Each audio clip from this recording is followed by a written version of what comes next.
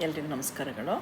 ಇವತ್ತು ನಾನು ನಮ್ಮ ದೇಹ ಪಂಚಭೂತಗಳಿಂದ ಆಗಿದೆ ಅಥವಾ ಪಂಚತತ್ವಗಳಿಂದ ಆಗಿದೆ ಅಂತ ಹೇಳ್ತಾರೆ. ಸೊ ಅದ್ರ ಬಗ್ಗೆ ಹೇಳಬೇಕು ಅಂತ ಇದ್ದೀನಿ. ಪಂಚಭೂತಗಳು ಅಥವಾ ಪಂಚತತ್ವಗಳು ಅಂದರೆ ಭೂಮಿ, ನೀರು, ಅಗ್ನಿ, ವಾಯು, ಆಕಾಶ. ಸೊ ನಮ್ಮ ಪ್ರಕೃತಿನೂ ಅದೇ ತತ್ವಗಳಿಂದ ಆಗಿದೆ, ನಮ್ಮ ದೇಹನೂ ಅದರಿಂದನೇ ಆಗಿದೆ. ನಮ್ಮ ದೇಹದಲ್ಲಿ ಬೋನ್ಸು ಮತ್ತು ಮಸಲ್ಸು ನಾವು ಭೂಮಿ ತತ್ವ ಅಂತ ಹೇಳ್ಬೋದು, ಪೃಥ್ವಿ ತತ್ವ ಅಂತ.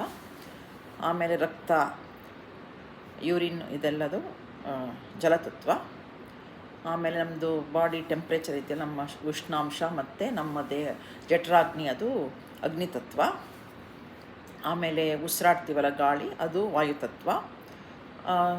ಮತ್ತು ಜಾಗ ಇರುತ್ತೆ, ಅದೆಲ್ಲ ಓಡಾಡೋಕ್ಕೆಲ್ಲ ಜಾಗ ಬೇಕಲ್ವ, ಯಾವುದಕ್ಕೆ ಆಗಲಿ ಒಂದು ಜಾಗ ಬೇಕು, ಸ್ಪೇಸ್ ಅಂತ, ಅದು ಆಕಾಶ ತತ್ವ.